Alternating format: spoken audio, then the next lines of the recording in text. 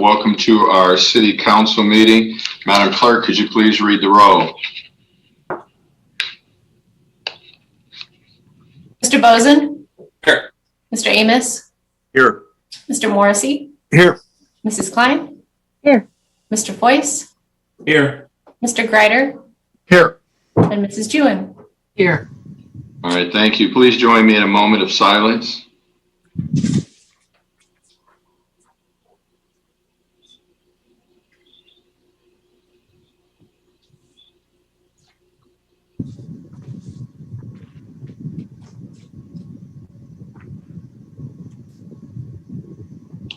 All right, thank you. The pledge this evening will be led by Ward 1 City Council member, Ms. Margaret Klein.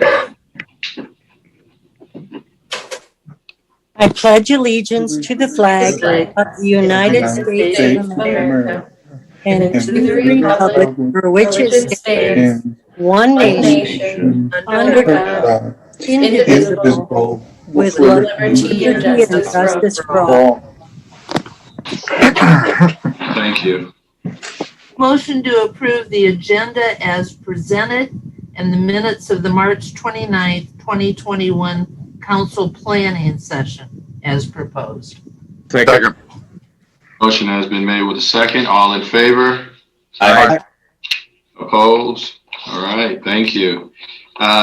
First up, we have a couple different proclamations. The first one is National Community Development Week. Whereas the week of April 5th through April 9th, 2021 has been designated as National Community Development Week to recognize and celebrate the Community Development Block Grant Program and the Home Investment Partnerships Program. And whereas since 1975, the CDBG program has provided annual funding and flexibility to local communities to provide affordable housing, a suitable living environment, and economic opportunities. And whereas since 1992, the HOME program has created and preserved affordable housing for low-income families. And whereas over the past 5 years, our community has received more than 6,104,282 CDBG funds and 2,208,487 in home funds. And whereas both programs have suffered funding cuts over the years, now therefore be it resolved that the City of Waterloo, Iowa designates the week of April 5th through the 9th, 2021 as National Community Development Week. And Mr. Jones, did you have some quick comments for us? Mayor and Council, I'd just like to say thank you for supporting the efforts of our department. And unfortunately, due to the state of pandemic we're still in, we're not able to celebrate, but we're still staying very aggressive with the work that's at hand. And we also congratulate all of our partners that make the work happen throughout the community. So we're still having a very aggressive spring, very busy spring, and thanks for the proclamation. All right, thank you. And we definitely look forward to sometime this summer taking that tour. So can't wait for us to be able to do that sometimes this summer so we can see the incredible work being done. So thank you and your staff for your incredible efforts and all your partners. Thank you. The next proclamation is Sexual Assault Awareness Month. And the proclamation reads, whereas sexual assault affects women, children, and men of all racial, cultural, and economic backgrounds. And whereas in addition to the immediate physical and emotional costs, sexual assault may also have associated consequences of post-traumatic stress disorder, substance abuse, depression, homelessness, eating disorders, and suicide. And whereas sexual assault is devastating not only to the survivor, but also for the family and friends of the victim or survivor. And whereas since no one person, organization, agency, or community can eliminate sexual assault on their own, we must work together to educate our entire population about what can be done to prevent sexual assault, support victims, survivors, and their families, as well as support those agencies providing services to victims and survivors. Now, therefore, I, Quentin Hart, Mayor of the City of Waterloo, Iowa, do hereby proclaim the month of April 2021 as Sexual Assault Awareness Month. And this evening we have Ethan Brown from Riverview Center. Ethan, are you on? Ethan is not on, but I'm on. I'm Gwen Bramlett Hecker, and I'm the Iowa Program Director for Riverview Center. All right. Would you share some comments for us, Gwen? Sure. I thank you very much for the proclamation this evening. I come with, the very stark news that March 2021 has been the busiest month that we've experienced at Riverview Center, providing support services for survivors since we've been keeping tabs on the number of hours that we've spent providing support for survivors. Through the pandemic, we put our foot on the gas in terms of our services rather than taking our foot off. And because of the pandemic, we are seeing a startling number of survivors come forward as things open up, things that they did not disclose perhaps during the pandemic. For those of you who don't know, we are the accredited organization by the Iowa Attorney General's Office to provide these services to survivors of sexual violence in the Cedar Valley in 14 counties in Iowa. And we support women, men, and children as they navigate through the healthcare system, the legal system, the economic systems of their communities, housing, transportation, lots of systems that are complex to navigate and often don't really work in the best interest of survivors. So it is humbling for us, and it is our honor to walk side by side with survivors during this time. I just always remind people that we are very embedded in the communities, and our work is 100% confidential. It's also 100% free. And we continue to work with the survivors, with their families, their loved ones, the schools, churches, hospitals, law enforcement, and hope to always put ourselves out of work. So again, thank you so much for the proclamation. And please note Riverview Center is here. If any of you ever know anybody who is in need of our support, I hope you'll reach out. So thank you. Well, I want to thank you so much, Gwen, for all of your efforts at Riverview Center and for your consistent support and just helping some of our assault victims. We can't have too many resources, but our community is stronger because of your efforts and Ethan's effort and everyone at the Riverview Center. So blessings to your work, and thank you so much. Thank you. All right, next we have a proclamation for Fair Housing Month. Whereas April 2021 marks the 53rd anniversary of Title VIII of the Civil Rights Act of 1968, known as the Civil Rights Fair Housing Act. And whereas this act provides equal housing opportunity for all Americans, regardless of race, color, religion, gender, disability, familial status, or national origin, and requires fair practice in property sales, rental, and financing. And whereas the Fair Housing Amendments Act of 1988 added new rights, remedies, monetary penalties, and strengthened its enforcement procedures to provide better accountability for equal housing opportunities. And whereas the Fair Housing Amendments Act seeks to provide equal housing opportunities to affirmly further housing choices, to eliminate legal barriers to equal housing, and to emphasize equal housing as a fundamental human right for all. And whereas the City of Waterloo and its real estate partners are committed to the principles and intent of the Fair Housing Act, knowing that housing can greatly impact identity, sense of self-worth, the building of long-term wealth, and the development of the social connections which allow people to prosper. Now, therefore, I, Quentin Hart, Mayor of the City of Waterloo, do hereby proclaim the month of April 2021 as Fair Housing Month. And with us this evening is Scott Seeley from the Board of Realtors. Good evening, Scott. Is Scott on?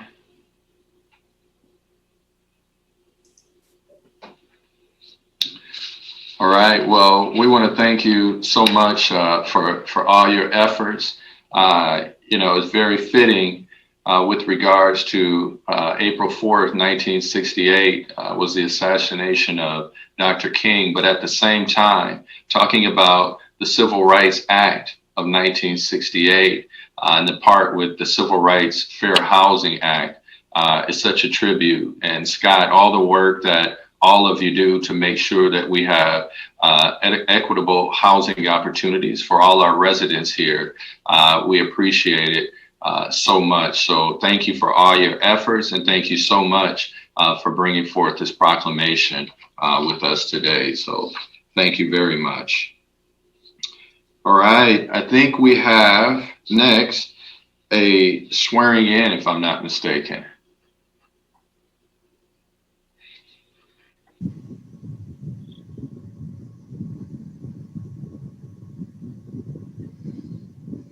All right.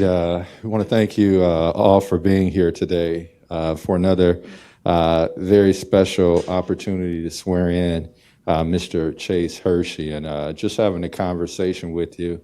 I already like you. So we wish you great success here. If you would please raise your right hand for me. And then I'm going to say I, and then you state your name and then repeat after me. I, Chase Hershey, do solemnly swear do solemnly swear I will support the Constitution of the United States I will support the Constitution of the United States and the Constitution of the State of Iowa, and the Constitution of Iowa. and I will faithfully and impartially, I will faithfully and impartially, to the best of my ability, to the best of my ability, discharge all the duties discharge all the duties of the position of police officer of the position of police officer in the city of Waterloo, in the city of Waterloo, Black Hawk County, Iowa, Black Hawk County, Iowa, as now or hereafter as now or hereafter required by law. required by law. Congratulations. All right. Congratulations. Thank you. Any comments for us? Well, you can all cheer. One more down. Chase, you did a fine job. I was there when you tested, and we're happy to have you aboard. Thank you. There's a long road ahead of you. There's a lot of testing and a lot of, academy efforts involved. And, there's a long history of people from this department doing very well at the academy, like finishing number 1 or 2. So no pressure, but we do expect you to knock it out the box when you get up to the academy, all right? And if you have any questions or concerns, any one of us, you can grab us and talk to us. That we're the type of leadership that you can just walk in and ask us whatever you'd like. So don't hesitate. But also remember this, when you're out as a police officer, whether you're out in a capacity as somebody that's still in training or you're out as a full-fledged officer, what you do is set an example for everyone. You treat people with decency and respect. And if you do that, you'll never have any problem in this police department or as a law enforcement officer. So we expect you to uphold the values of this, not only the agency, the badge that you wear, but of the people of the city of Waterloo. You willing to do that? All right. Well, welcome Yay. aboard. Thanks for your interest in this department. And All right, thank you. Had an incredible time talking to Mr. Hershey as well, so looking forward to that. It is now oral presentations time. It's your opportunity to make some comments to the mayor and council. Let us know what's on your mind. I think we have one that's issue related to something on the agenda, but is there anyone that's registered other than that, Kelly? Not tonight. Everybody's agenda item specific. All right. Council. Mr. Mayor, Fine. I would have loved to have been there to watch Chase be sworn in. I think we're missing some community building moments, and I feel really bad about that. And I think we could have all been there, safely distanced, safely masked. It's difficult for a lot of people to Zoom in. It just is. And so it inherently is discriminating in the sense that there are groups of people that cannot do it. They want to attend in person. They can't figure out why we're not allowed to attend in person. And I don't know about the rest of the council, but for me, it is very difficult to have this Zoom meeting in my home. Right now, I have a workman here. I can't tell him to hammer quietly. It's just not, my house is not set up for these kinds of lengthy Zoom meetings. And I am asking for us to be allowed to come back to the City Hall chambers. Kelly, do you want to give an update to Mrs. Klein of when we'll be back in council chambers? Sure. Mayor had informed staff that we'll be back in chambers for the first meeting in May. Part of why we do have to wait is because we have public hearings that are scheduled. Notices have gone out to the paper that explain that we're holding meetings electronically by Zoom. So now our meetings that are, our notices, that are going out to the paper tonight after the public hearing notices get approved by council will state the updated directions for how to participate in the city council meeting. Well, thank you, Kelly, for clarifying that. I am disappointed we couldn't have arranged it sooner, April, but thank you. I'm very happy to come back in May. All right. Anyone else on council? Mr. Mayor. Mr. Morrissey. Yeah, a few things. First of all, Mr. Mayor, back on January 19th, which is over 2.5 months ago, you and the head of planning and zoning agreed that Mr. Willie Outlaw and Mr. Gary Stevens would have their individual agreements with the city completed by the end of March.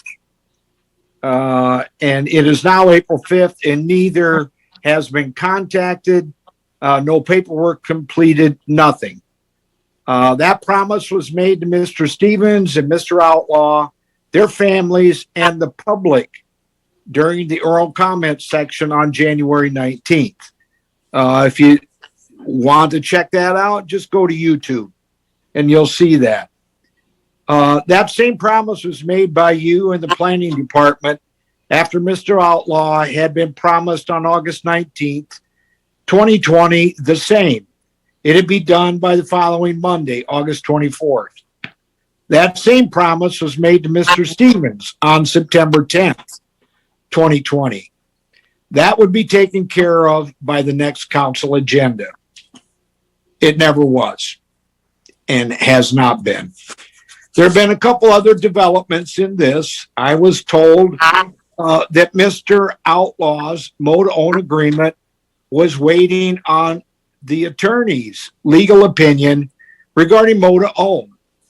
Well, after or on 3/12, I contacted the attorney in charge of this, who told me that he has had no contact with the city regarding this matter since last September.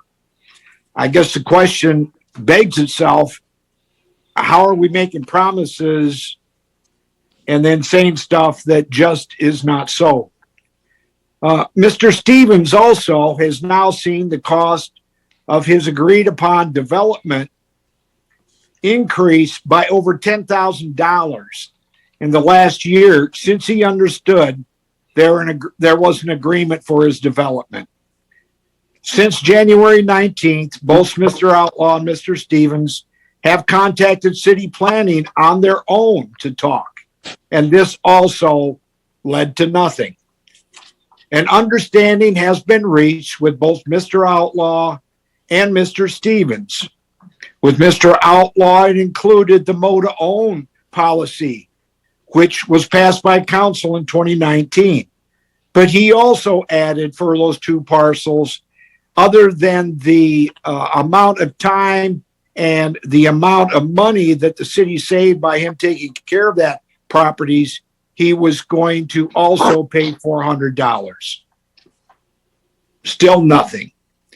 An understanding had been reached with Mr. Stevens, some city-owned land, and he would build a pole building on that, adding taxable value to that and taking it off the city roles and responsibilities.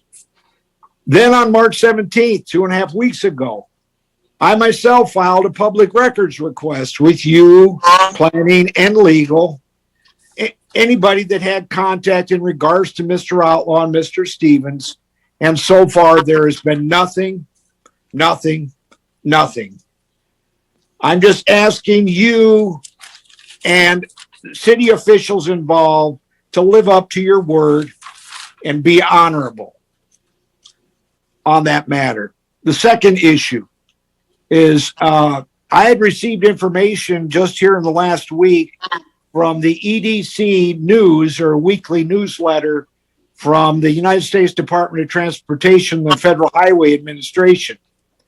And it specifically talked about ultra high performance concrete for bridge preservation and repair. In it, the article states ultra high performance concrete has mechanical and durability properties that far exceed those of conventional concrete materials. It goes on, this has made it popular for bridge construction. Further, it says ultra high performance concrete can generally be used anywhere other types of concrete would be used, and because of its strength and durability, ultra high performance concrete can be an optimum solution. Well, Waterloo has 2 bridges that are about to be tore down and reconstructed. Why don't we use ultra high performance concrete and have it be cost effective, durable, and longer lasting as far as our new bridges are concerned? And maybe we could consider other areas where Waterloo can use ultra high performance concrete and where it should be used. And there was a meeting last week, Vision 30, I believe it was, and this should have been on our plate, not just when we discussed that last week, but on our plates for several years, because it's been brought up for several years. And furthermore, a Vision 30 thing, why don't we try to attract ultra high performance concrete plant and processing facility to our area to set up shop here? Because I believe there's only 2 on the North American continent. And then the last thing is, Mr. Mayor, I want to ask you once again, when are you going to get an emergency entrance and exit out of and into the businesses at Grandview and Clark to allow vehicles in and out when the entrance and exit is blocked by trains? This again is an emergency situation, and it can be an emergency health and medical situation when customers and employees are there needing to get medical help, but they're stuck there because of that train blockage. They're left without medical care. It's just a matter of time, Mr. Mayor. This needs to get done, and it needs to be put at the highest priority. Thank you. All right, thank you, Mr. Morrissey. Is there anyone else?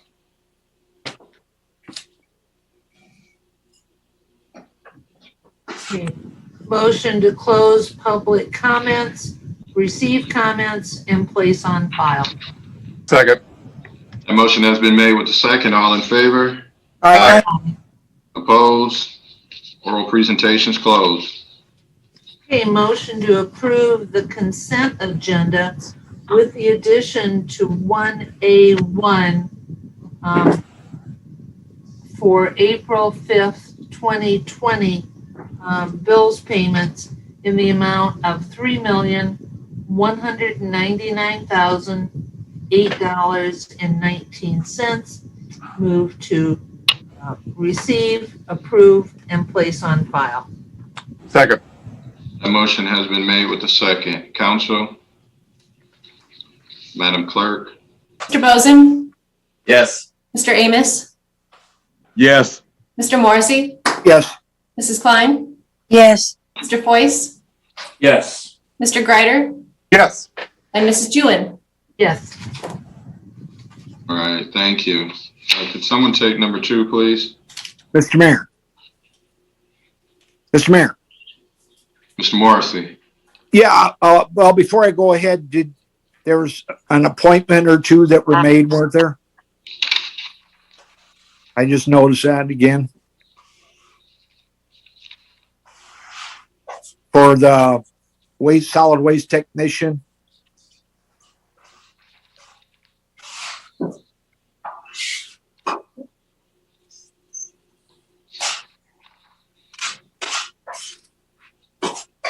It's number 5 on the consent agenda, Mr. Mayor.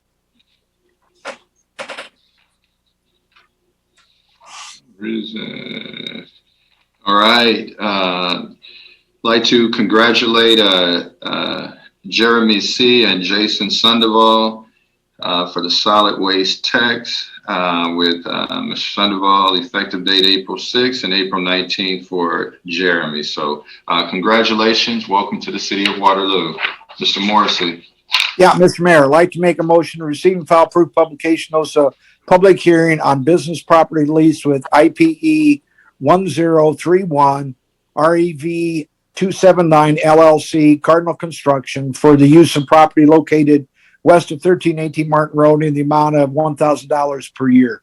Second. That motion has been made with the second. All in favor? Aye. Opposed? The hearing is now open. Is there anyone that would like to comment on this particular item? Going a second time. Mr. Mayor, Yes, sir. I'd like to make a motion to close the hearing.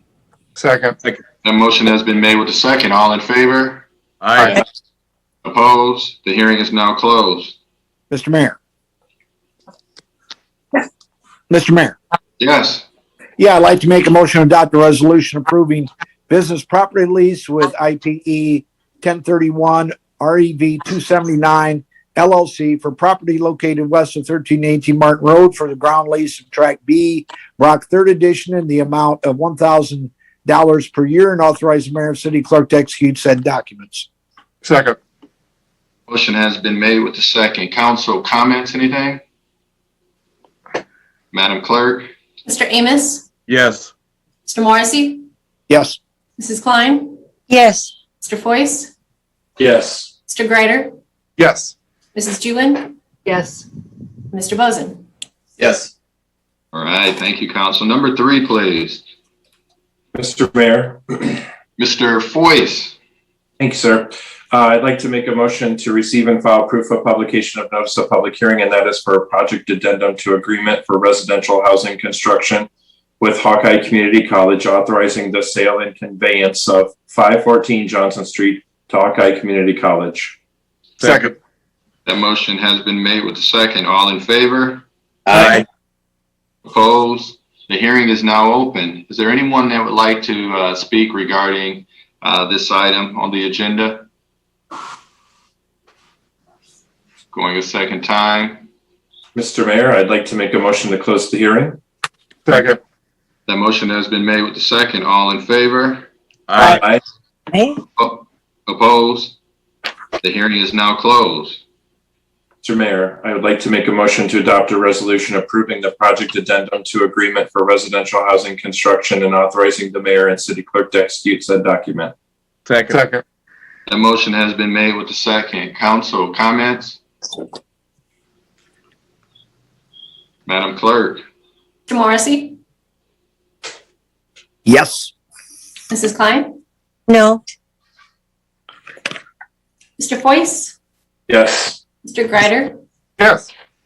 Mrs. Jewin, Yes. Mr. Bozen, Yes. and Mr. Amos. Yes. All right, thank you. Mr. Mayor, I'd like to make a motion to adopt a resolution authorizing the sale and conveyance of 514 Johnson Street in accordance with the project addendum to the agreement for residential housing construction with Hawkeye Community College and authorizing the mayor and city clerk to execute said document. Second. The motion has been made with the second. Madam Clerk? Mr. Mayor? Mr. Morrissey? Yeah, I just had one question. I should have asked it the last resolution, but Where's the third property? No. It's right next to the other two. Paul Anderson, Community Planning Development Director. Yeah, we have 3 of them up on Newell that we are working on, so this will be the 4th.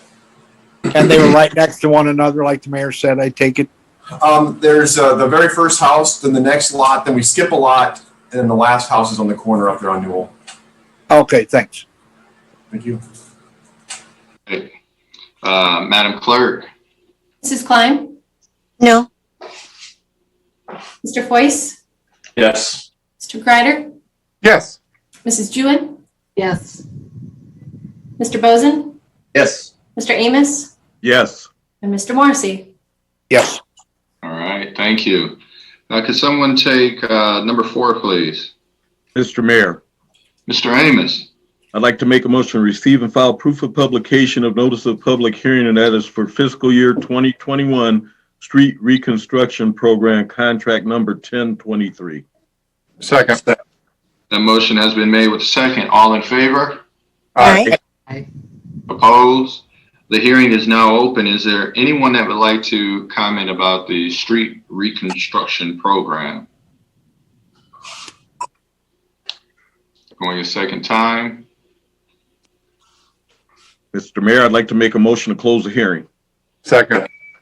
The motion has been made with the second. All in favor? Aye. Opposed? The hearing is now closed. Mr. Mayor, I'd like to make a motion adopting a resolution confirming approval of plan specifications, form of contract, etc., and authorizing to proceed. Second. The motion has been made with the second. Council? Madam Clerk? Foyce, Yes. Mr. Greider, Yes. Mrs. Jewin, Yes. Mr. Bozen, Yes. Mr. Amos, Yes. Mr. Morrissey, Yes. and Mrs. Klein. Yes. Thank you.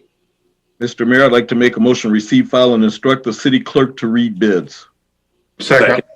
The motion has been made with the second. All in favor? Aye. Opposed? Mrs. Clerk?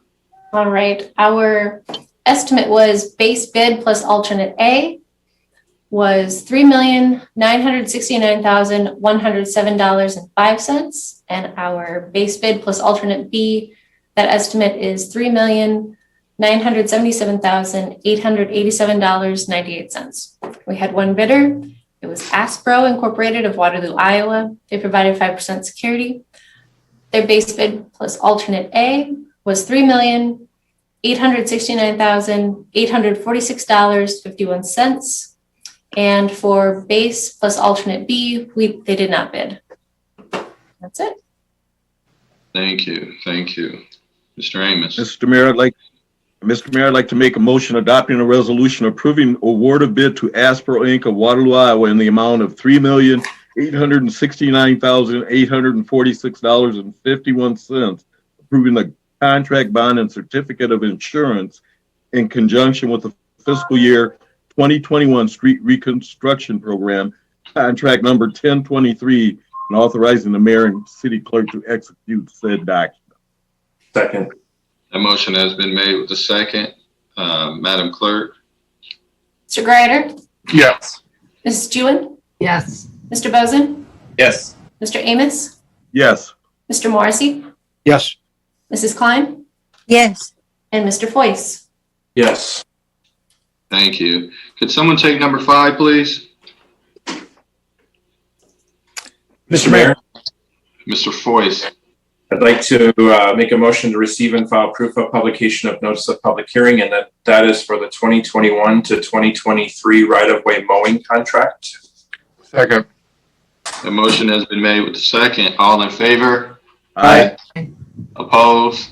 The hearing is now open. Kelly, I think we have, I can't see what the item number is on that sheet, but I would assume it's this one, correct?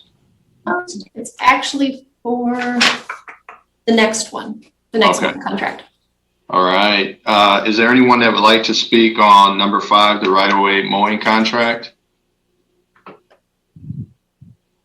Going a second time. Mr. Mayor, I would like to close the hearing. Second. The motion has been made with a second. All in favor? Aye. Opposed? The hearing is now closed. Mr. Mayor, I would like to make a motion to adopt the resolution approving plan specifications, form of contract, etc., and authorizing to proceed. Second. That motion has been made with the second. Council questions, comments? Madam Clerk? Mrs. Jewin, Yes. Mr. Bozen, Yes. Mr. Amos, Yes. Mr. Morrissey, Yes. Mrs. Klein, Yes. Mr. Foyce, Yes. and Mr. Greider. Yes. Thank you. Mr. Mayor, I would like to make a motion to receive and file and instruct city clerk to read bids. Second. The motion has been made with the second. All in favor? Aye. Aye. Opposed? Madam Clerk? All right. Our estimates are per acre. For option A, it's $59. Option B, $56. Option C is $53. Our first bidder is Professional Lawn Care LLC of Waterloo, Iowa. They provided 5% security. Their bid amount for option A is $58.75. Option B, $54.50, and option C, $61.75. Our next bidder is B&B Lawn Care Incorporated of Waterloo, Iowa. They provided 5% security. Their bid amount for option A is $53.73, option B, $56.17, and option C, $53.73. All right, thank you. Mr. Mayor, I would like to make a motion to adopt a resolution approving award of bid to B&B Lawn Care, Inc. of Waterloo, Iowa, in the amount of $53.73 per acre, option A, $53.73 per acre, option C, and to Professional Lawn Care LLC of Waterloo, Iowa, in the amount of $54.50, option B, in conjunction with the 2021-2023 right-of-way mowing contract, approving contract bonds and certificate of insurance and authorizing the mayor and city clerk to execute said documents. Second. The motion has been made with the second. Madam Clerk? Mr. Bozen, Yes. Mr. Amos, Yes. Mr. Morrissey, Yes. Mrs. Klein, Yes. Mr. Foyce, Yes. Mr. Greider, Yes. and Mrs. Jewin. Yes. All right, thank you. Number 6, please. Mr. Mayor, Mr. Morrissey. I'd like to make a motion to receive and file approved publication notice of public hearing on the fiscal year 2020 complaint mowing with complaint snow removal contract. Second. The motion has been made with the second. All in favor? Aye. Opposed? The hearing is now open. I believe we have a speaker this evening. Mr. Rob Adams is with us. So, Mr. Adams, state your name and address for the record and let us know your thoughts.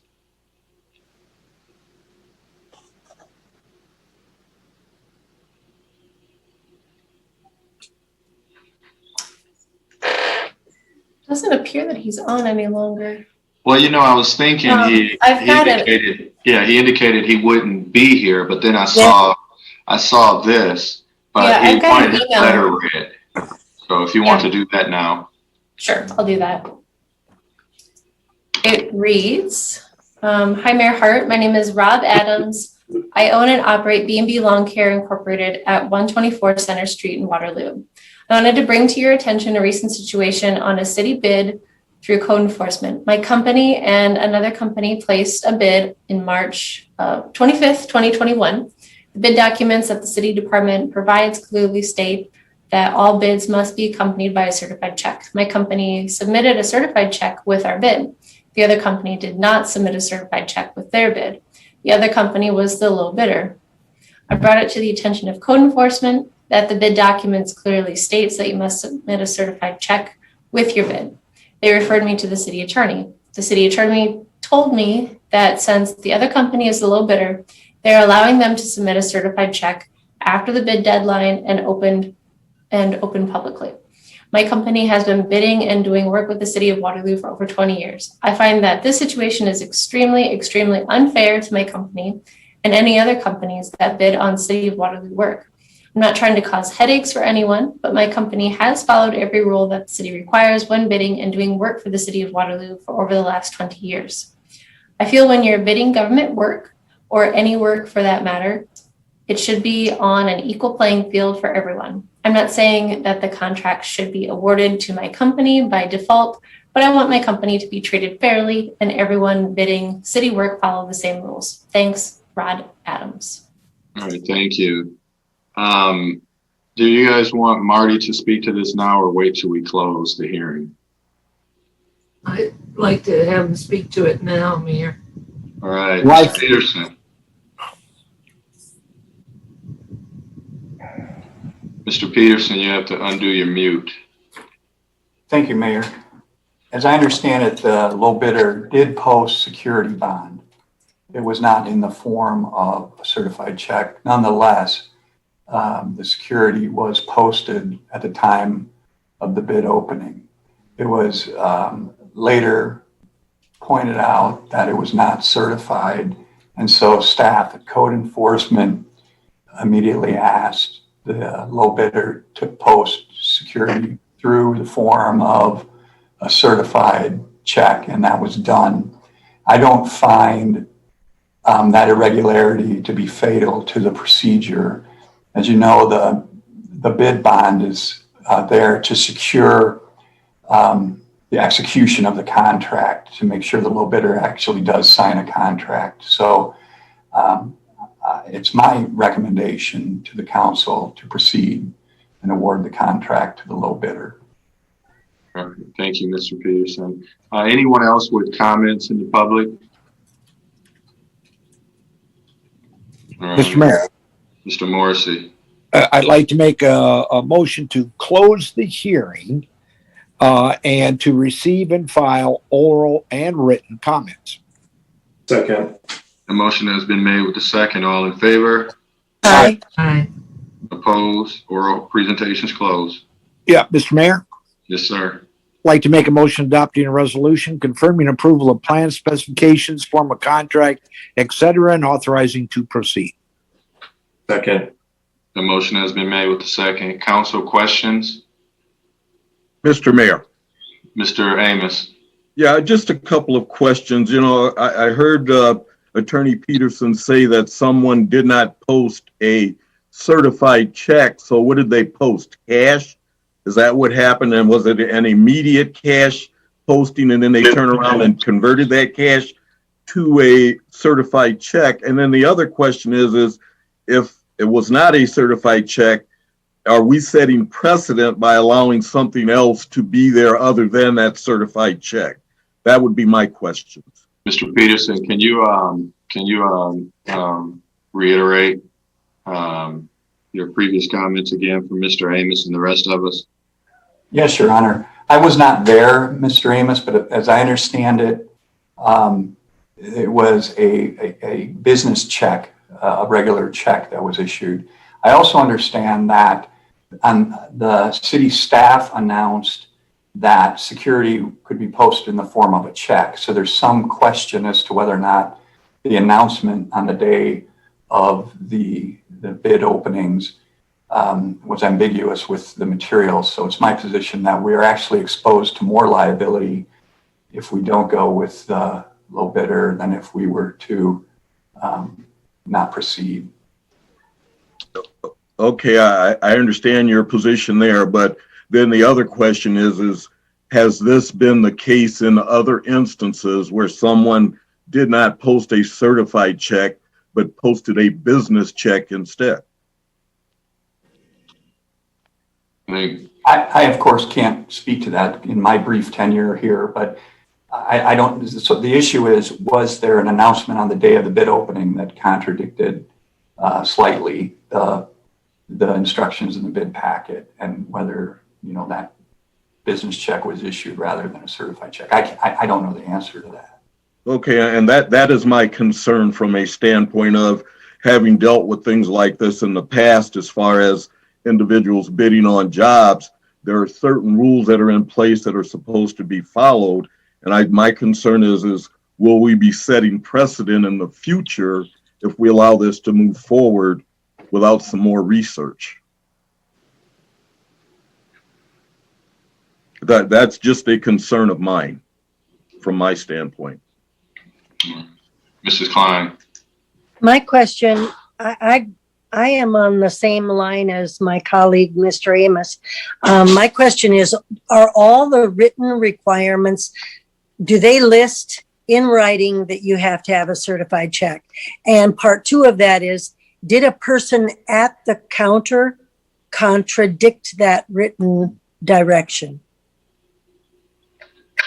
Kelly, I think you took the bids, your staff. Yeah, my staff would not be seeing the contents of the bid packet at the time that they're receiving it. All the bids are supposed to be sealed.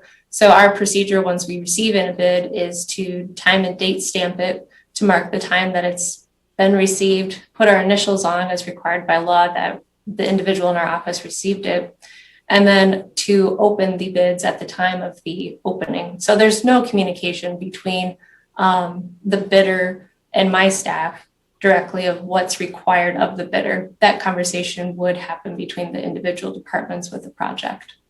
And the bid was open publicly? Correct. Yep. So I must have misunderstood Mr. Peterson then. I thought somewhere along the line, someone contradicted the written requirement. Is that not the? I can tell you what happens during the bid opening, which is we unseal the bid packet and we read what's on its face, what's been submitted. So if someone provides a bond, we announce that they've provided 5% security. If they provide a check, we announce that they've provided 5% security because the check is, as Marty explained, serving as that security for their intent to fulfill the contract. And then we go through and read the bid amount that's been provided on the bid form. So Mr. Mayor, if I can. Let me see, Mrs. Klein, are you done? Yeah, I'll let Mr. Amos go. Yeah. Mr. Amos. Well, first, does anyone else have questions before we go to round two? Mr. Mayor? Mr. Morrissey.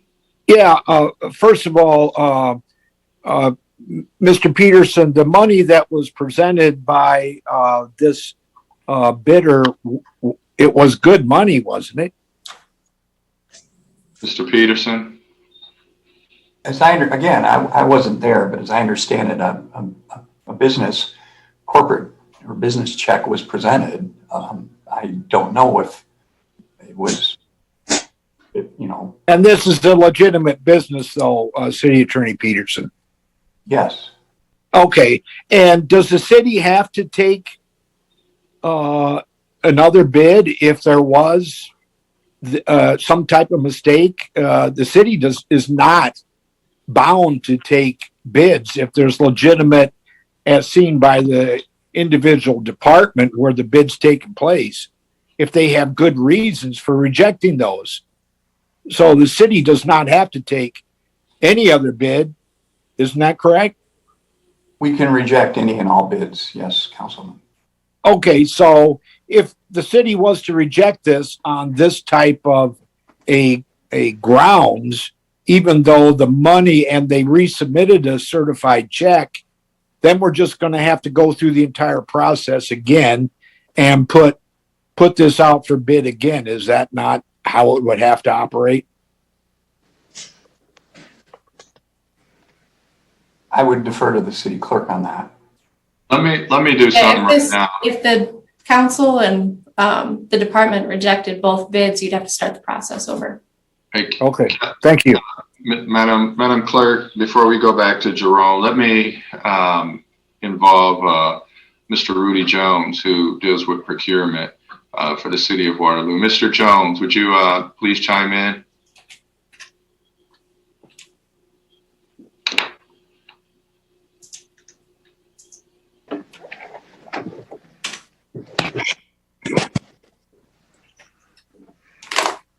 Mr. Jones?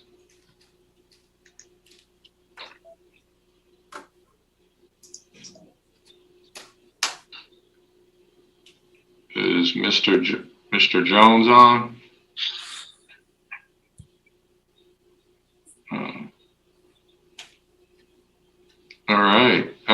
Mr. Amos. Yes, Mayor, the last question that I had was for our city clerk. And my question was, okay, you said that the bids are sealed, you open them up. Has there been other instances where when you opened up a bid, it was not a certified check, it was a check that was written on a business? Yeah, there's been instances when we've opened bids where I can't speak to the certified check versus not certified check offhand, but I do know sometimes when we open bids, especially for construction projects, sometimes the business will provide a surety bond, and sometimes they'll provide a check. That's not uncommon. Okay, that was my question. I just didn't want us setting precedent as far as this particular instance because of the concerns of the other bidder. So that was my question, and it sounds like that is something that is a standard practice for us as a city. We will accept something other than a certified check. All right, council. Madam Clerk. Mr. Amos, Yes. Mr. Morrissey, Yes. Mrs. Klein, Yes. Mr. Foyce, Yes. Mr. Greider, Yes. and Mr. Bozen. Yes. All right, thank you. Mr. Mayor, Yes, sir. I'd like to make a motion to receive, file, and instruct city clerk to read bids. Second. A motion has been made with the second. All in favor? Aye. Aye. Aye. Opposed? Madam Clerk. All right, our estimates. Yes, I don't have estimate numbers, but just to explain, alternate A is price per occurrence. Alternate B is price per occurrence. Alternate C is price per man hour, and alternate D is price per man hour. Our first bidder is Thompson Contracting Company of Marshalltown, Iowa. They provided 5% security.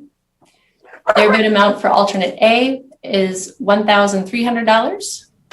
Alternate B is $1,300. Alternate C, $65, and alternate D, $75. Our second and final bidder is B&B Lawn Care Incorporated of Waterloo, Iowa. They provided 5% security. Their bid amount for alternate A is $4,550. Alternate B is $3,250. Alternate C, $90.49, and alternate D, $104.99. All right, and as we read that bid, I see Mr. Jones' hand is up. I don't know if he's testifying in the church or if he's what he's doing, but Mr. Jones, can I have him speak, Kelly, to the bid portion since you just read that? Sure. Mr. Jones. Read that bid. Yeah, Mr. Jones. Can you hear me, please? Yes. We can hear you now. Okay, thank you. And I apologize. Mr. Jones, can I have him speak? Sure. To the bid portion since you just read that? And I apologize for getting on late. I was in transit. I had folks in town. So. We can hear you now. Okay, thank you.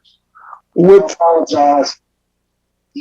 regards to the bid documents, you first of all have to have consistency in how it's worded. We have used in the past both cashier's check and certified check, as long as those documents were provided at the time of the bid opening. It's not always, the city still holds the right to accept or reject any bids, but for the work we do, we reserve the right to reject bids that have those kind of informalities where there might be unsigned documents, there might be missing documents, but certified check or cashier's check, both has always worked fine for us in the past. That helps. All right, thank you, Mr. Jones. Mr. Morrissey. Yeah, Mr. Mayor, I'd like to make a motion adopting a resolution approving award of bids to Thompson Contracting Company LLC of Marshalltown, Iowa for option A, $1,300 per occurrence. Option B, $1,300 per occurrence. Option C, $65 per man hour. Option D, $75 per man hour. And approving the contract, bonds, and certificate of insurance in conjunction with the fiscal year 2022 complaint mowing with complaint snow removal contract, and authorizing the mayor and city clerk to execute said documents. Right. Okay, somebody oh, did you second that, Mr. Foyce? Yes, I did, sir. Okay. Sorry, it was quiet. Council, any more questions? Madam Clerk? Mr. Morrissey, Yes. Mrs. Klein, Yes. Mr. Foyce, Yes. Mr. Greider, Yes. Mrs. Jewin, Yes. Mr. Bozen, Yes. and Mr. Amos. Yes. All right, thank you. Number 7, please. Mr. Mayor, Mr. Foyce. like to make a motion to receive and file proof of application of notice of public hearing for aircraft storage hangar improvements project at the Waterloo Regional Airport, Iowa DOT Aviation Bureau, CSBI project number 9-I-210-ALO-200, and Iowa DOT contract number 22634. Second. The motion has been made with a second. All in favor? Aye. Aye. Opposed? The hearing is now open. Is there anyone that would like to speak to this particular item on the agenda for hangar improvements? Going a second and third and fourth and fifth time. Mr. Mayor, I'd like to close the hearing. Second. The motion has been made with the second. All in favor? Aye. Opposed? The hearing is now closed. Mr. Mayor, I would like to make a motion to adopt a resolution confirming approval of plans, specifications, form of contract, etc., and authorizing to proceed. Second. The motion has been made with the second. Council, questions on this item? Madam Clerk? Mrs. Klein, Mr. Foyce, Yes. Mr. Greider, Yes. Mrs. Jewin, Yes. Mr. Bozen, Yes. Mr. Amos, Yes. and Mr. Morrissey. Yes. All right, thank you. Mr. Mayor, I would like to make a motion to receive and file and instruct city clerk to read bids. Second. The motion has been made with a second. All in favor? Aye. Aye. Opposed? Madam Clerk? All right, we received one bid for this project. It was from Woodruff Construction of Waterloo, Iowa. They provided 5% security. Their base bid was $115,434. Their alternate bid was $19,821, and their base bid plus their alternate was $135,255. Mr. Mayor, I would like to, No, please proceed. Go ahead. I would like to make a motion to adopt a resolution rejecting the bid of Woodruff Construction of Waterloo, Iowa in the amount of $135,255 in conjunction with the installation of LED lighting fixtures in aircraft storage hangars 1, 2, 3A, and 3B, and along with the replacement of pedestrian doors in hangars 1, 2, and 5. Second. The motion has been made with the second. Mr. Caspary, do you want to provide a little brief conversation about this? Good evening, Mayor, and good evening, members of the City Council. Keith Caspary, Airport Director.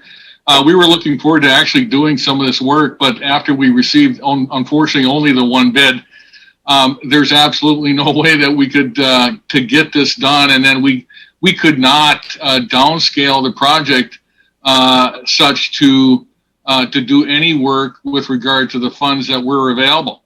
So that was staff's request, recommending to you folks to reject the bids and wait for, I'll say, a more appropriate time when we get full funding for the ability to actually do the work. This was a grant we received last year, and we received probably just over about half of what we did. And Honestly, we were lucky to get what we did, and that was about $67,090. So you toss a few $1,000s to our design engineer, aecom, to design and bid the project. There's no way that we had enough remaining funds to actually do the work. So we're going to have to put this off for a few years until we have full funding ability to do the actual work involved. All right. Thank you, Mr. Casper. Yes, sir. Madam Clerk. Mr. Foyce, Yes. Mr. Greider, Yes. Mrs. Jewin, Yes. Mr. Bozen, Yes. Mr. Amos, Yes. Mr. Morrissey, Yes. and Mrs. Klein. Yes. All right. Thank you. 8, 9, and 10, please. Mr. Mayor, Klein. number 8 is a resolution approving a services agreement with Routeware Inc. of Portland, Oregon in the amount of $134,091.04, including annual fee in conjunction with Waste Fleet Sanitation Automation, including software maintenance and installation in vehicles, and authorizing the mayor to execute said document. Number 9 is a resolution approving consulting contract with 4Cs Consulting LLC of Waterloo, Iowa, to conduct a Vision Zero workshop traffic safety awareness campaign and authorizing the mayor to execute said agreement. Number 10 is the resolution approving supplemental agreement number 1 to the consulting agreement with 4Cs Consulting LLC of Waterloo, Iowa, originally executed June 19th of 2017.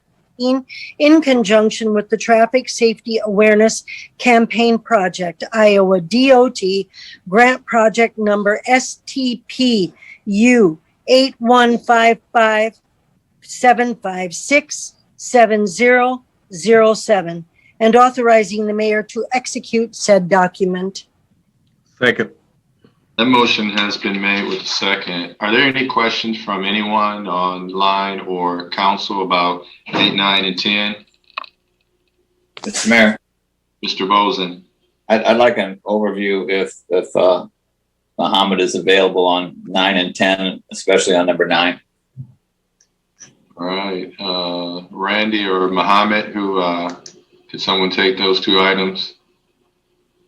Okay, this is Mohammed. Yes, sir. Yeah. The two are, the first one is a state DOT funds grant, and it's actually being used as a match fund for the federal grant number 10. So these are traffic safety awareness projects, and it's Drive Safe Cedar Valley. It's been going on about 15 years now, continuously, with grants, some private donations, and some volunteers. We have been making videos. We have been sending police officers to elementary schools. We have had online children traffic safety projects. 3 E's of traffic safety are education, engineering, and enforcement.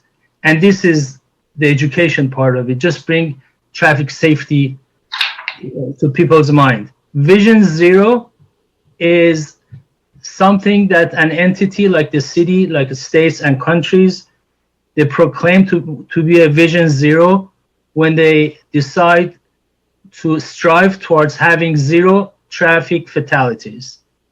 And that's the first, number 9 is an introduction to that. It used to be, originally was in form of workshop. Because of COVID-19, it's now in form of a webinar. And that's what I'm concerned with, because I was wondering about what we're getting for the $7,840 for a webinar. Yeah, it's a workshop. The contents hasn't been developed yet, but as we submitted the application, we said that it'll be educational, and we'll be inviting it be primarily aimed towards the decision makers, particularly people like city council, mayors in the area. So, and what is Vision Zero, how you can go about it, and how important it is, and what other cities and countries and states have done to make that materials or take steps towards zero fatalities. That'll be. All right, thank you. Council, any other questions on these three items? Thank you, Mohammed. Madam Clerk? Mr. Greider, Yes. Mrs. Jewin, Yes. Mr. Bozen, Yes. Mr. Amos, Yes. Mr. Morrissey, Yes.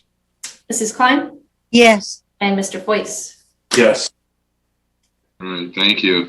11, 12, and 13, please. Mr. Mayor? Mrs. Jewin? Yes, number 11 is a resolution approving a professional services agreement with AECom Technical Services, Inc. for administrative and management services of the FAA approved passenger facility charge program for the Waterloo Regional Airport and authorizing the mayor to execute said documents. Number 12 is a resolution approving supplemental agreement number 6 to the professional services agreement with HR Green, Inc. of Cedar Rapids, Iowa, originally executed April 6, 2020, in an amount not to exceed $11,500 in conjunction with the fiscal year 2021 Solace Road reconstruction, Hess Road to Highway 218 project, contract number 1020, and authorizing the mayor to execute said document. And number 13 is a resolution approving construction plans in conjunction with the Lock Funeral Home Alley paving project as submitted by VJ Engineering of Cedar Falls, Iowa. Second. Motion has been made with the second. Council, questions on any of these? And on that number 12, I still invite everyone to go and take a look at the portion on our website, the new Waterloo as well. So you continue seeing some of the efforts with HR Green in some of our areas. But Madam Clerk? Mrs. Jewin, Yes. Mr. Bozen, Yes. Mr. Amos, Yes. Mr. Morrissey, Yes. Mrs. Klein, Yes. Mr. Foyce, Yes. and Mr. Greider. Yes. All right, thank you. 14, 15, and 16, please. Mr. Mayor, Yes, sir. I'd adopt a resolution approving a right of entry agreement with Cedar Valley Corporation LLC and Peterson Contractors, Inc.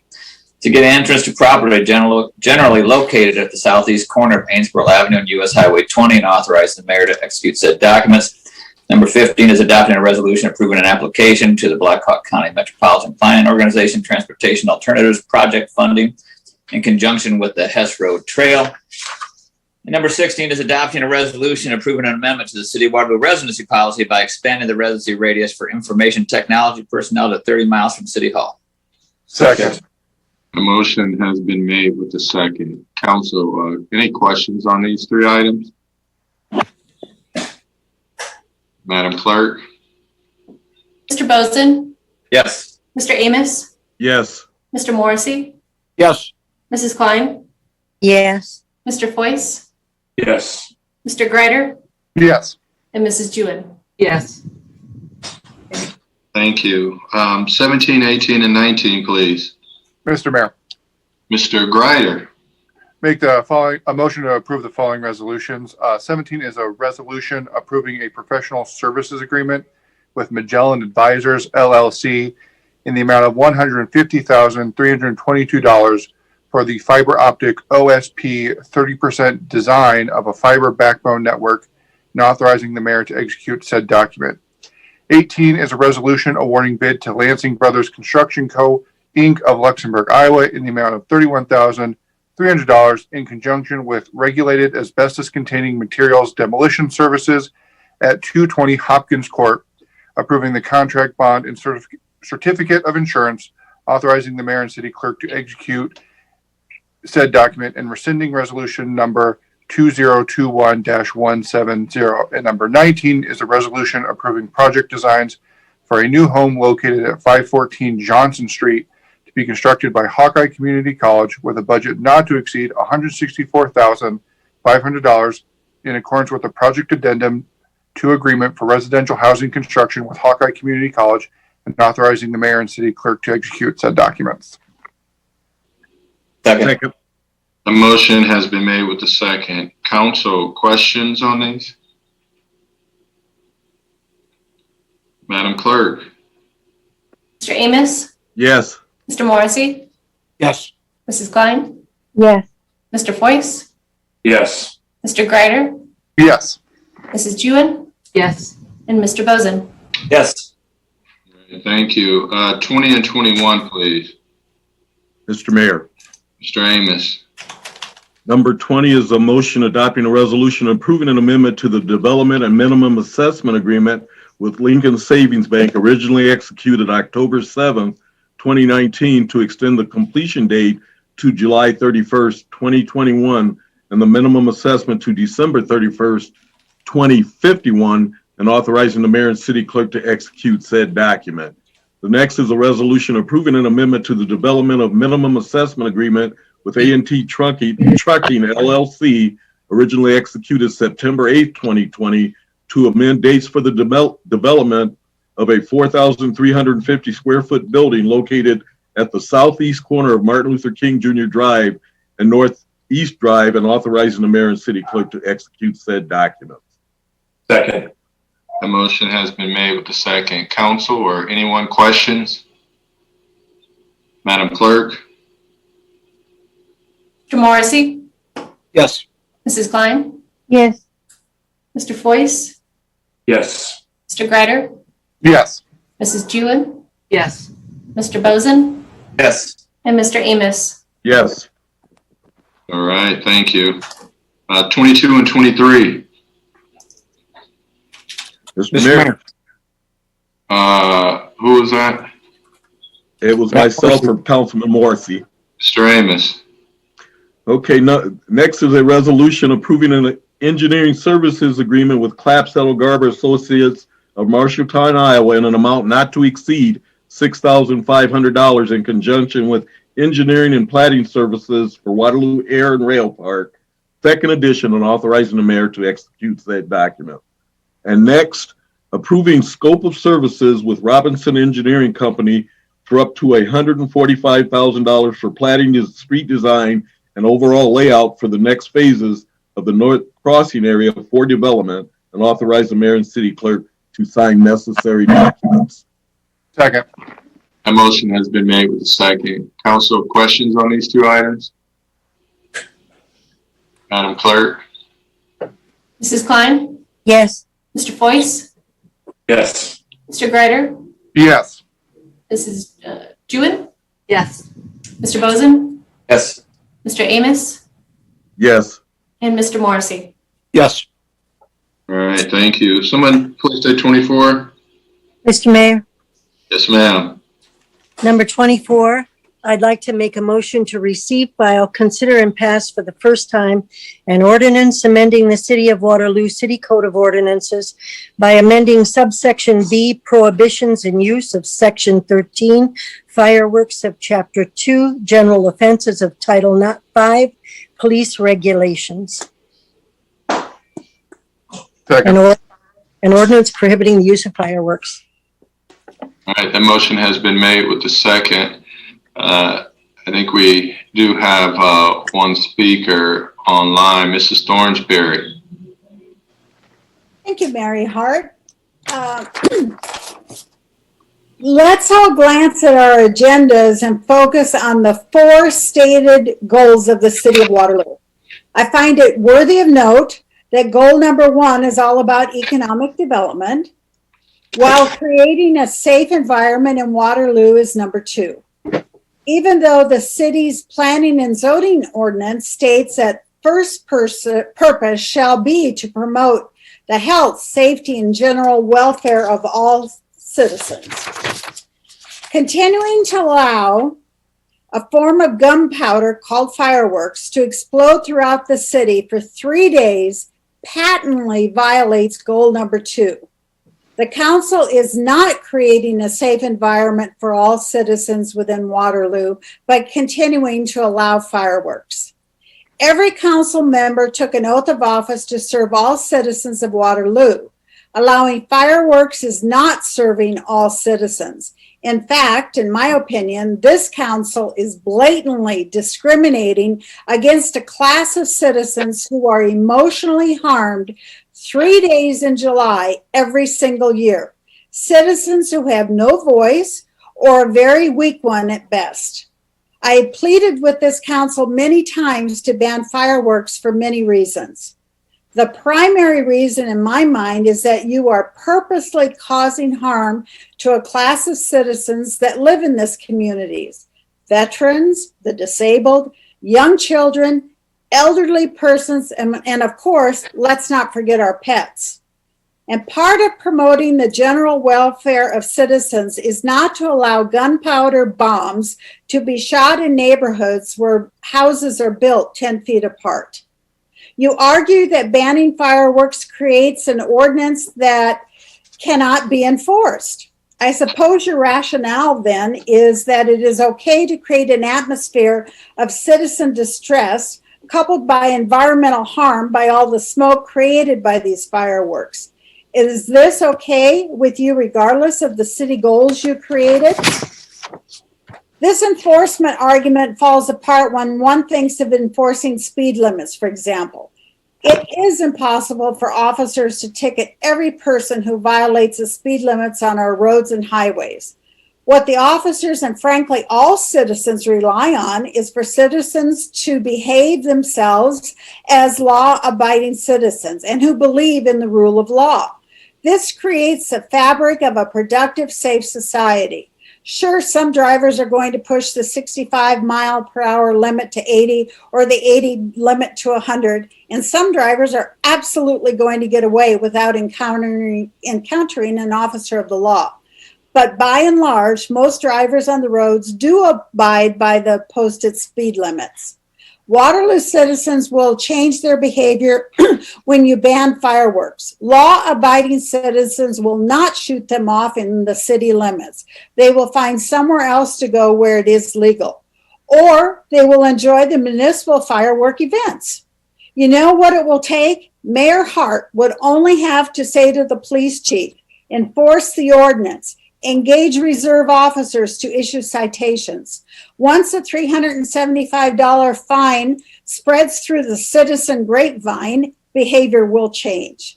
Time is now to find your courage. No challenge is impossible to overcome. You all just need to be brave in your belief in safeguarding the citizens, as noted in City Goal number 2. And I have heard council members' response to me to contact my state legislators to get the Iowa code changed. I've done so. This request to ask the legislators to change the statute is an abdication of a Waterloo City Council member's duty, sworn duty to protect the general welfare of all citizens, not just that subset of citizens who enjoy lighting these projectiles and causing serious distress upon their neighbors. It is beyond my ken to imagine how parents think it is a good idea to teach a child how to light a bomb. The time is now to take a stand and see this issue from the eyes of citizens. Sure, most of you have probably been lobbied by the fireworks vendors and by people who enjoy bombing things. But those citizens who have no voice or a weak voice deserve to be heard along with law-abiding citizens. Don't be fooled by the number of calls you've received for or against this matter. Frankly, most citizens do not or will not contact you. Maybe they see that their voice does not matter. My plea tonight is vote to ban these fireworks, then advertise where these fireworks can be legally exploded. Mayor, issue an order to the police chief to engage reserve officers to issue citations with the $375 fine. Ignite the citizen grapevine. Council members, this is a time not for the faint of heart, but for standing for the common good. Demonstrate that Waterloo is a leader in Iowa for its citizens. Make it so. Vote to ban the fireworks. Enhance the image of Waterloo and the city to residents and businesses inside and outside of the community. Waterloo City goal number 4, by the way. Thank you for listening, and may my words be amplified in your ears by the many citizens who have not taken the time to speak, but are silently suffering each summer. Thank you for your time. Thornsberry, could you state your name and address for the record? Already registered, Jerry Thornsberry, 704 Sheridan Road, Waterloo. All right. Is there anyone else that would like to speak to this item?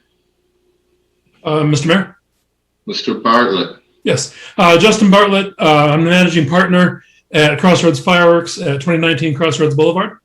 And I'm here to ask the council to vote no on the proposed ban on the use of fireworks. First, as far as safety goes, as far as I know from what we've heard in previous meetings, Waterloo's had 0 medical transports and 0 structure fires caused by fireworks. Well, thousands and thousands of people have used them over the last 4 years. And so as far as physical safety, consumer fireworks actually have a better safety record during that time, I think, probably than bicycles and candles. And I don't hear any calls for banning bicycles or candles. But it's not just, of course, physical danger that people are complaining about. We are sympathetic, and believe it or not, we are sympathetic to people who have PTSD, children with autism, and others who have a difficult time, a legitimately difficult time with fireworks. It puts them in a difficult situation. It's just our opinion that a complete ban will do the people you are trying to help more harm than good, because we believe that providing the 3 days concentrates the majority of usage during that time. A ban will reduce usage during that time, those 3 days, because a lot of law-abiding people will stop. That ban will also prevent a lot of fun, harmless celebrations. But if anything, we think a ban will increase usage outside of that window, because you won't have that incentive to keep it to those 3 days. But you guys have heard most of that before. You've heard these arguments. I want to speak from the perspective of a business owner who follows the rules. Our business tries to do everything right while we're operating in Waterloo. We've had a good relationship with city staff. We follow the rules. And we do know that one of the risks in our business is a city banning the use of the products we sell. We understood that going in. We planned for that. We know that, and we take it into account when we negotiate our leases. As of last August, our lease here was set to expire this July 31st after this summer season. We pay our rent a year in advance, and we time it that way so that if we have a bad summer, for whatever reason, we can simply close up and not pay rent for the coming year. So we wind up being okay. But in August, just a few months ago, this council discussed a ban and decided against it. Instead, you voted to try Mr. Morrissey's enforcement enhancements for a year. And it was clear from that discussion that a ban could come up again after this coming summer season if enforcement didn't work this summer. But there was not support on the council for a ban for this summer as of August.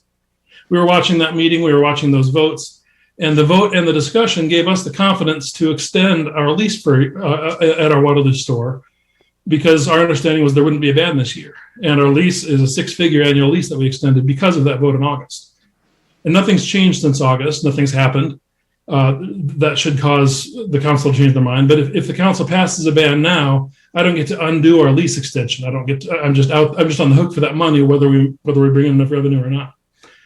If the council had just been silent last August, if that whole thing hadn't happened, we would have taken a wait and see approach to see if there's going to be a ban, if there's not, and maybe wait and just see what happened.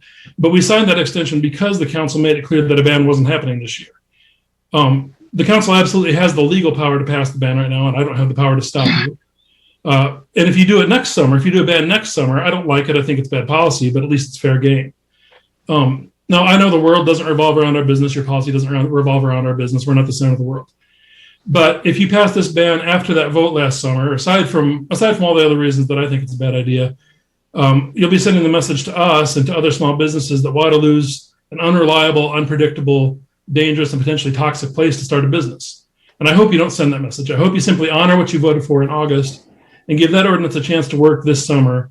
That ordinance, along with the cooperation that we've promised on the education side with the flyer that we sent you the sample of at the previous meeting. So thank you. Thank you. Is there anyone else online that would like to speak to this particular item on the agenda? Council? Mr. Mayor. Mr. Morrissey.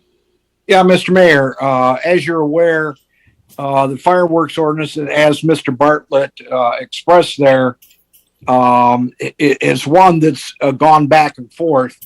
And I just want to go over what happened last August 20th when this city council met after the fireworks exposition that we had last 4th of July and around 4th of July.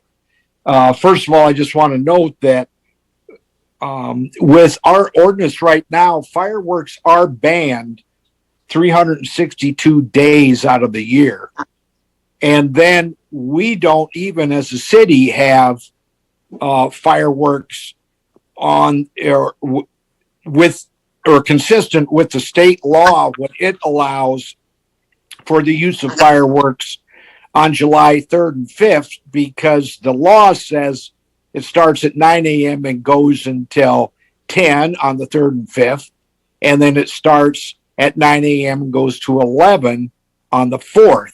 Well, we narrowed that down in 2019, making it noon to 10 on the 3rd and the 5th, and then noon until 11 on the 4th. So outside of those allowed times, they're banned, period. So what we did last August 20th was we wrote into the ordinance that was passed for 2019 these things. It put a limit on the noise level of fireworks to no more than 150 decibels. Next, it put a limit on fireworks that they can't go more than 210 feet in elevation. Next, it said that and says that use can only occur on a user's own personal property, or if a renter, if they've been given consent by the landlord. And there's not any use, it was reiterated, on any public walkways, streets, parks, rights-of-way parking lots, and so forth.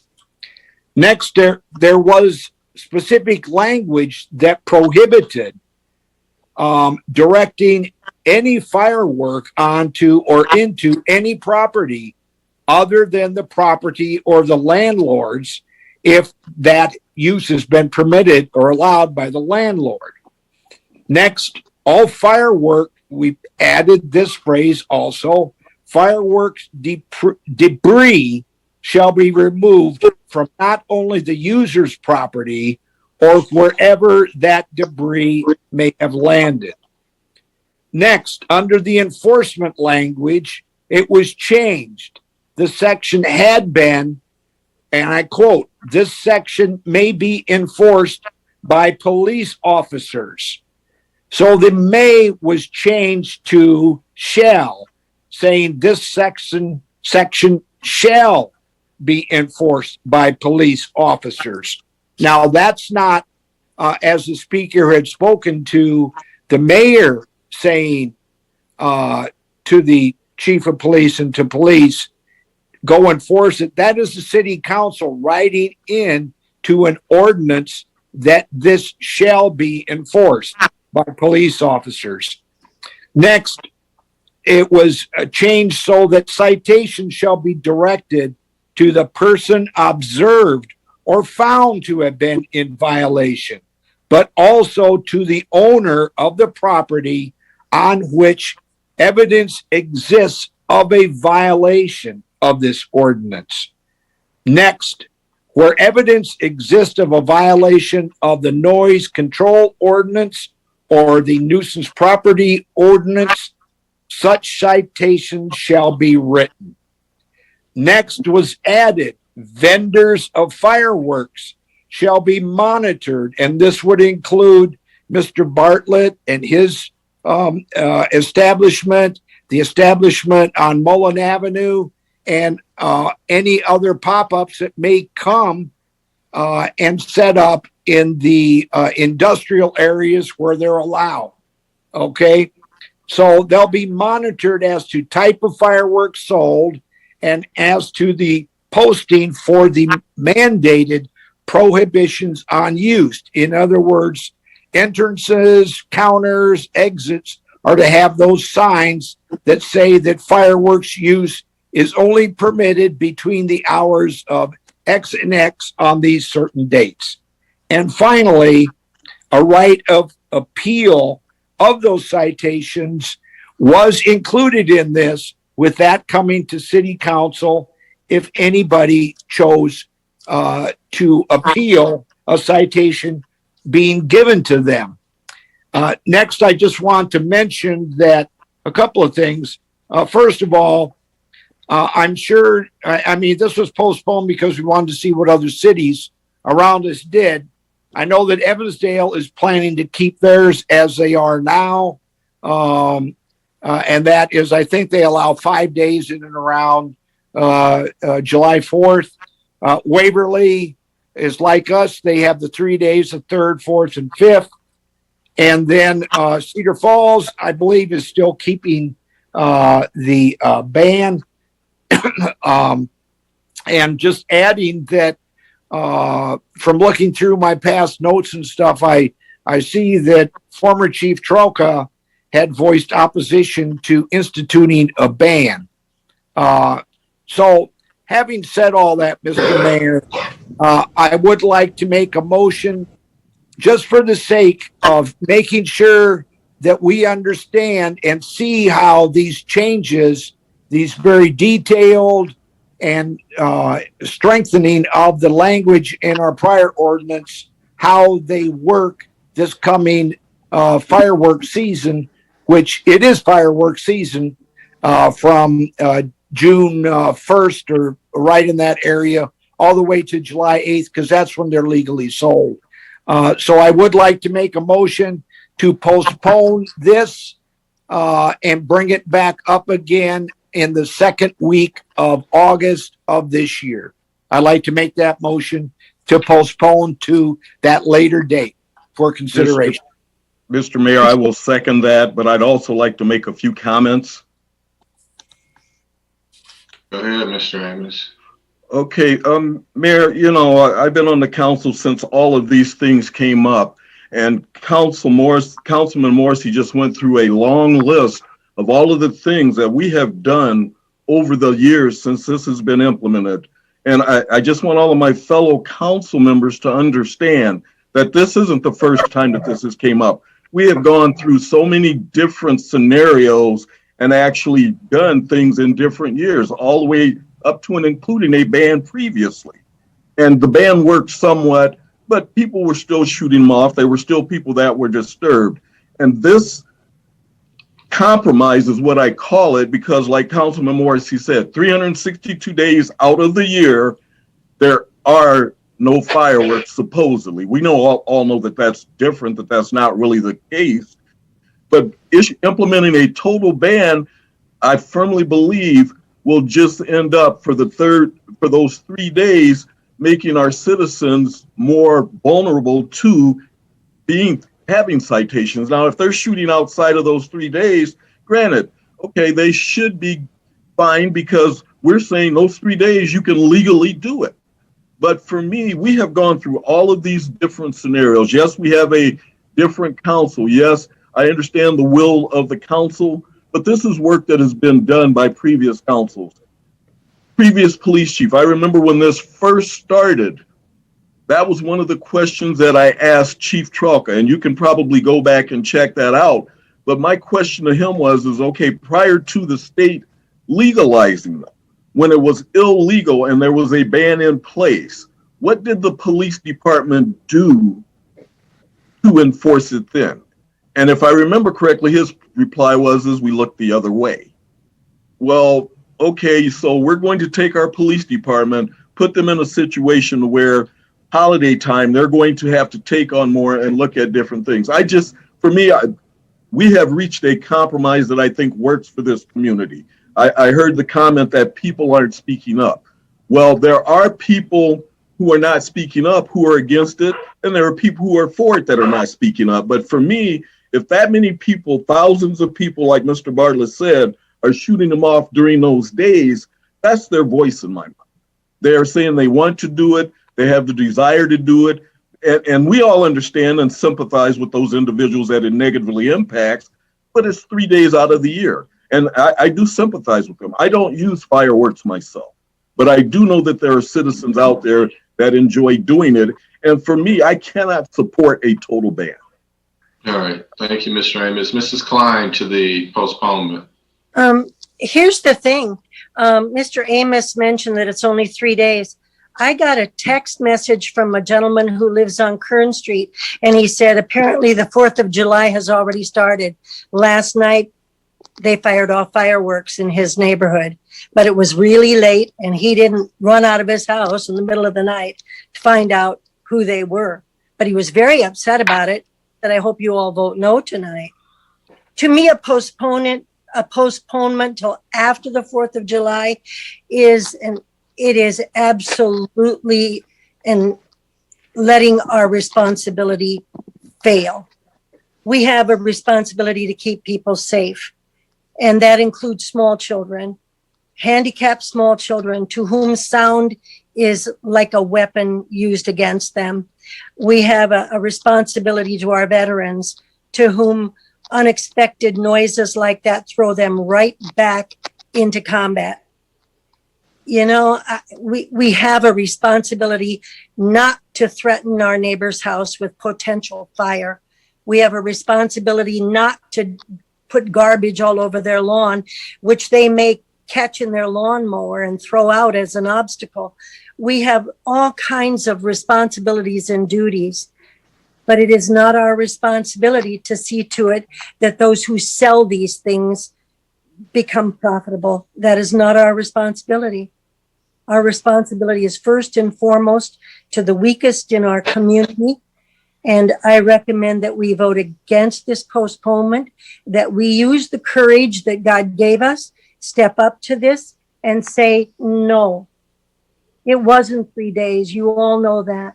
It was much longer, much later into the night. We act like all these rules people pay attention to.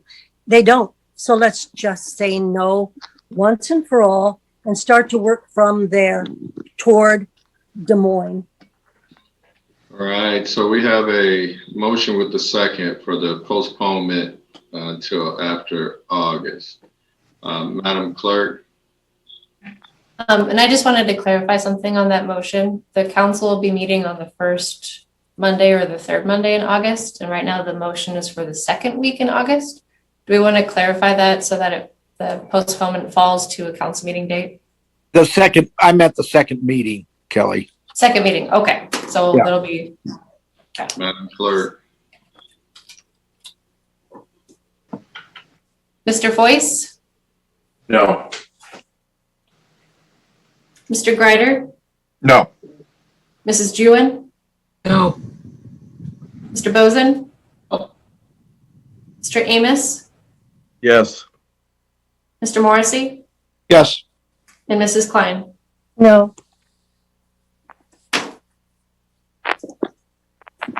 We have the original motion on the table. Mr. Mayor, Mr. Bozen. I'd like to address a few concerns and that Councilman Morrissey brought up. You know, and the first one is on the 150 decibels. Unless an officer is sitting in that neighborhood with a decibel meter when the fireworks goes off, there's really no way to enforce that. As far as enforcement and the monitoring, you know, that's the issue. The issue is last year we had those 3 days were really, really bad. The smoke, the haze in the city was bad, but you can almost attribute that depth of the amount of fireworks that we had to the fact that we didn't have the mayor's fireworks. We didn't have anything we could attend. We were going through a global pandemic where people were at home and they were using their right to shoot fireworks off for those 3 days. The part of our ordinance that says that debris will be picked up. I don't know how we're going to plan on enforcing that because it doesn't happen. You know, so my first question to you, sir, is have you heard back from the other cities? Because Mr. Morrissey made a comment that Evansdale, Cedar Falls, Waverly, which really doesn't affect us because it's not really bordering our city, but anything back from those three cities? I heard, I had a meeting, I think it was last Monday or so, conference call with Evansdale and Cedar Falls. And I know that Mayor Green had an appointment right then, so didn't get a chance to get his feedback. But the mayor of Evansdale did say that he would reach out to council members and ask them what their thoughts were. But we did have a meeting set up, so I just got to follow back up with him and see what he's heard. But I guess Mr. Morrissey talked to him, so. So what I would like is, as long as we're bringing up postponements, I would like to see this postponed until our next city council meeting. I would like to have one or two council people work with Chief Fitzgerald or Major Leibold and actually try to come up with a mechanism of enforcement. And if we can't come up with some form of a mechanism that we can all live with, that we can enforce this regulation outside of those 3 days, then we bring it back before the council and we vote this down. But I think that we need to at least move forward with enforcement. We can talk about everything we put in that ordinance, and I thought everything we put in it, back in August, it had merit. But if we're not going to enforce it, it has no merit. So that being said, I would be willing to sit on that group. I would be willing to meet with the chiefs if another council person would be willing to do that. In the next 2 weeks, see if we can brainstorm and just come up with any form of enforcement that we could live with for those days when they become legal, up to and including the times outside of the 4th of July holiday. I'll reach out if that is your desire. I'll reach out. I'll reach out to you and get something set up this week. So I'd like to move to postpone this till the next meeting. Second. Right. The motion's been made with the second. Conversation about the postponement. Mr. Mayor. Mr. Morrissey. Enforcement is, Councilman Bozen, responding when calls are made. That's enforcement. Now, what was set in place with the 7-0 vote by council on August 20th of 2020 were additional guidelines and changes that tightened up and will say to people, because I believe people are intelligent. I believe that they know how to read ordinances, and they know how to read when it talks about no directing projectiles or fireworks at another's property. They know that they can't be buying those super high, over 210 feet projectiles. Mr. Bartlett, if it was still on the line, he could address the fact that if vendors are allowed to sell those big bangers, those ones that are over 150 decibels, which, by the way, that guideline was given to us by our city attorney, and the 210 feet part of it. So that went through the city attorney's office. Also, I mean, when it comes down to enforcement and responding to that, how many times do we hear gunshots and those are responded to? Now, I'm not in any way making any kind of parallel to gunshots, but what I am saying is that there is a response. And if there's more police reserves are put on duty to supplement that during the very peak times, because there are peak times, but when there are not those peak times, those calls should be responded to, need to be responded to, and citations issued. And this, what we passed by 7-0 vote last August 20th, talks about debris left and evidence being there if there's a violation of our ban. Remember, our ban is not 362 days only, but it also bans hours on those 3 days. So out of those 3 days, or out of those 72 hours, only 31 hours are allowed for fireworks to be used legally, according to the ordinance that we passed last August. So again, these are guidelines. Finally, I did talk to Mayor DeWater, asking him. I also talked to a council member from Cedar Falls, and I knew from the article in the Courier that Waverly was on board and had passed their use to 3 days mimicking Waterloo's. So there's no reason to postpone. There only is a reason to not ban.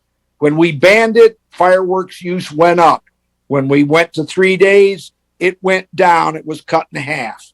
And then last year, 2020, was, as you say, Councilman Bozen, a very different year that had all sorts of its own peculiarities that resulted in what we saw. But still, it was not that much more than what it was when we had banned them.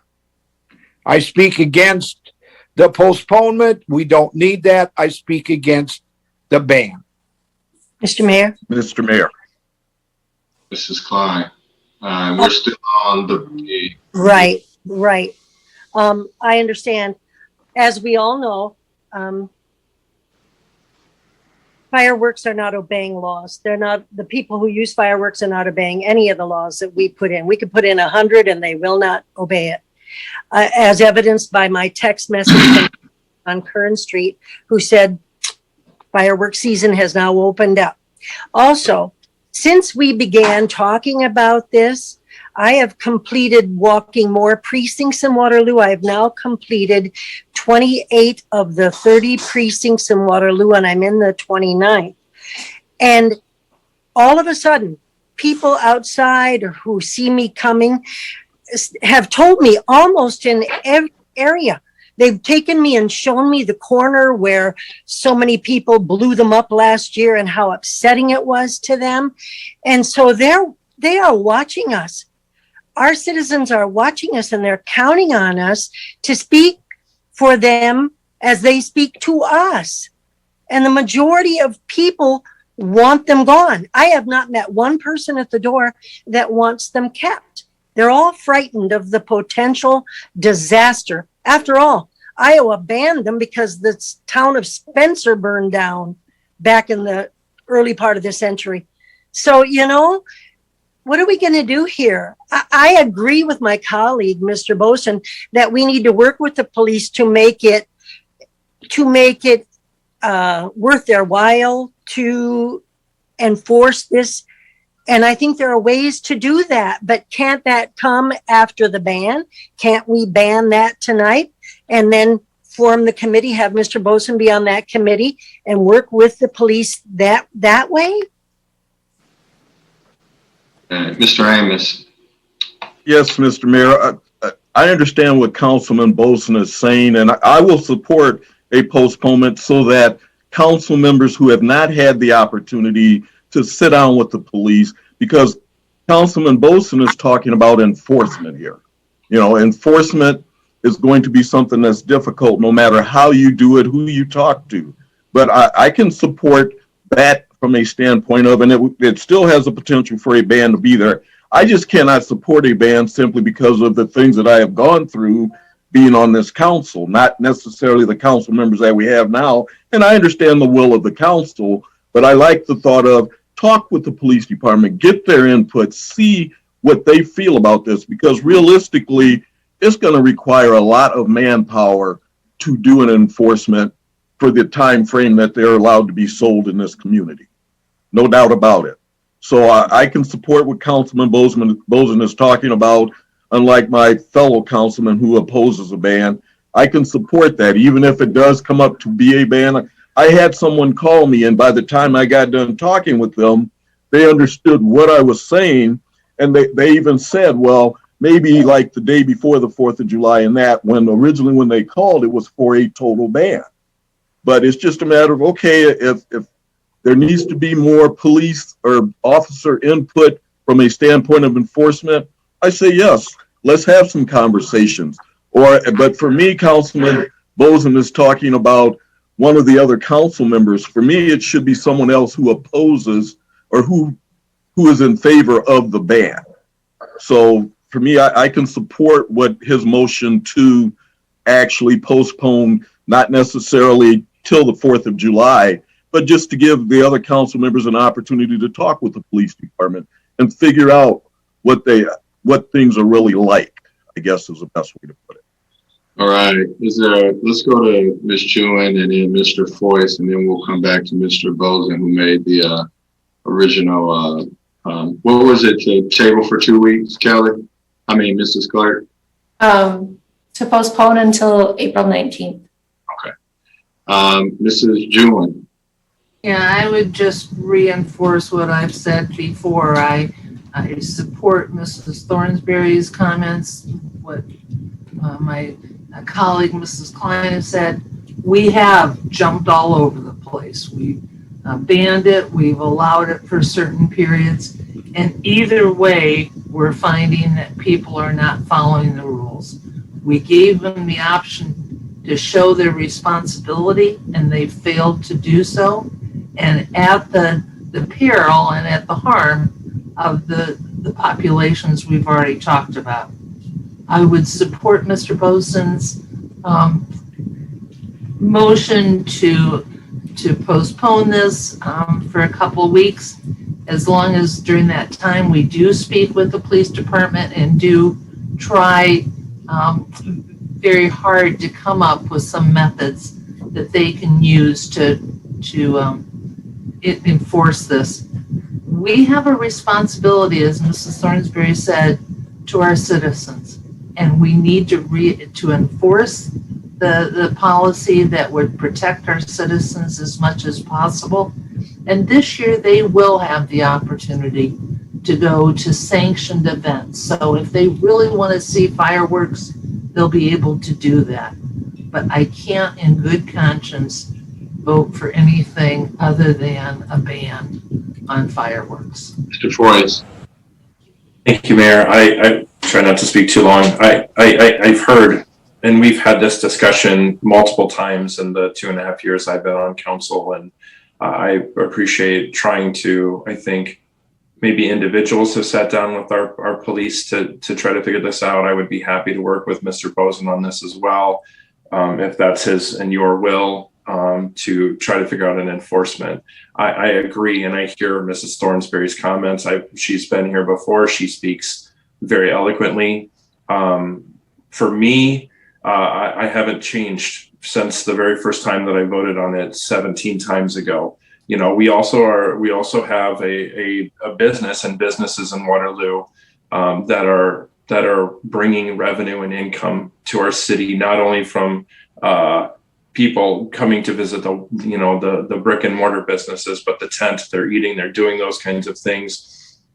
It does make a big difference that the state has chosen not to ban fireworks. And we're not shrugging this off.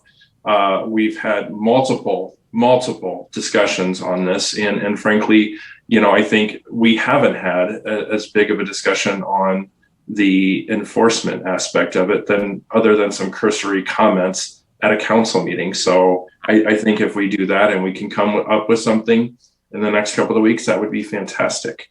And if we can't, then, we'll go there. People are going to shoot off fireworks, whether it's during the 362 days they can't do it or the 3 days that they can do it. All right, Mrs. Klein. Or Mr. Bozen. Thank you, sir. And I appreciate Mr. Morrissey's passion for this, and I appreciate Mr. Amos's passion for this.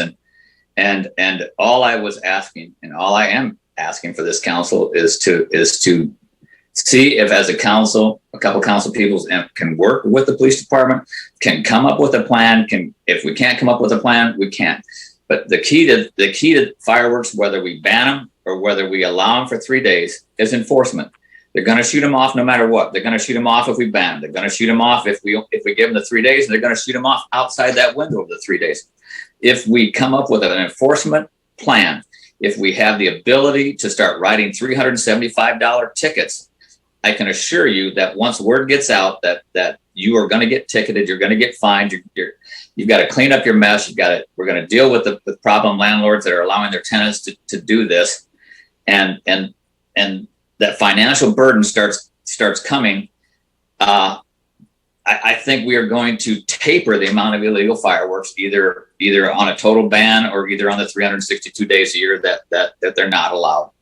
So I'm pleading with this council to give us just a minimum of 2 weeks. It's not the end of the world. We don't have to make this decision tonight. Let's bring it back and try to get together and have a few meetings with the police department and brainstorm and just see if we can come up with a method. And we need a method, whether we have a total ban or whether we allow a day or two of fireworks. So one way or the other, we need to work towards enforcement. Thank you, sir. Mr. Ryder hasn't spoken yet.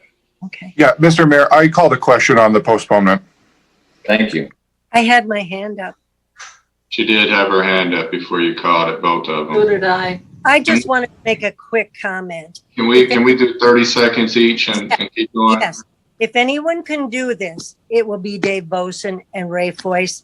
I'm going to place my trust in them that they can get it done, and I will vote for a 2-week postponement. Mrs. Jewin. I just wanted to ask if during this delayed time, Mr. Mayor, could you follow up with Cedar Falls and Evansdale just to confirm what they're going to be doing? All right, Mr. Greider called the question. Madam Clerk, 2 And weeks. then to clarify, it's 2 weeks, so that would be the first meeting in May, not April 19th, as was originally stated. Correct? I'm understanding April 19th. 19th. Yeah. Sorry, Kelly, I meant April 19th. I said 2 weeks, but I meant the next meeting. Okay. 19th. Madam Clerk. Point of order, point of order. Order, Mr. Greider called the question prior to you. Well, I believe the call to question has to be seconded, And voted on. and it was not. Mr. Morrissey, they're not, okay, Mr. Morrissey. Yeah, I just wanted to reiterate and counter what's been said here. The fact that we have not talked about enforcement is absolutely not true.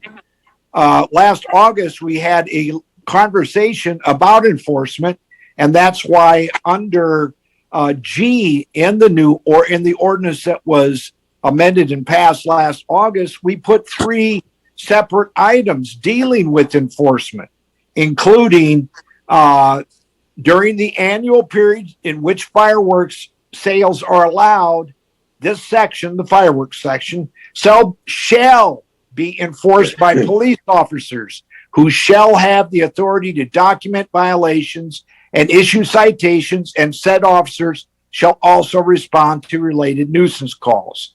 Next, citations for violations shall be directed to the person observed or found to have violated, or the owner of personal real property on which the evidence exists of violations. Furthermore, where evidence of violation of the noise control ordinance or nuisance property exists, such citation shall be written. Now, the answer, I know that Councilman Boson had brought that thing up about noise and everything like that. I believe that Mr. Bartlett and anybody else who's operating these can be given the notices and put them there that if you buy these type of fireworks that are over this decibel level or higher than this, you are be subject to being cited by the city of Waterloo. That's how you deal with that. And then the third thing that was put in there dealt with the vendors themselves. And that is that the vendors of fireworks shall be monitored during sales periods as to the type of consumer fireworks that they sell and to the posting of those mandated prohibitions. So to say we haven't talked about enforcement is not correct. We talked about it, we added this, and every person, we haven't changed council, every person on this council voted in favor of these changes. I mean, we need to quit being and acting like a chameleon.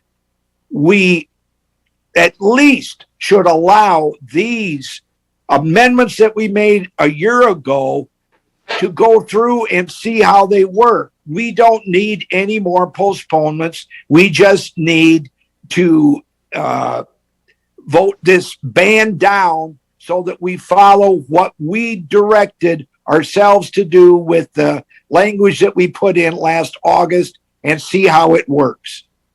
I don't know where council stands at, but I would assume right now, if it was voted on, it'd be vote for a complete ban. So, right now, Madam Clerk, to the April 19th. Mr. Greider, Yes. Mrs. Jewin, Yes. Mr. Bozen, Mr. Bozen, you're on mute, sir. Apologies, sir. Yes. Mr. Amos, Yes. Mr. Morrissey, No. Mrs. Klein, Yes. and Mr. Foyce. Yes. Motion to adjourn. Second. Second. And with the second, all in favor? Aye. Aye. Thank you, Councilman.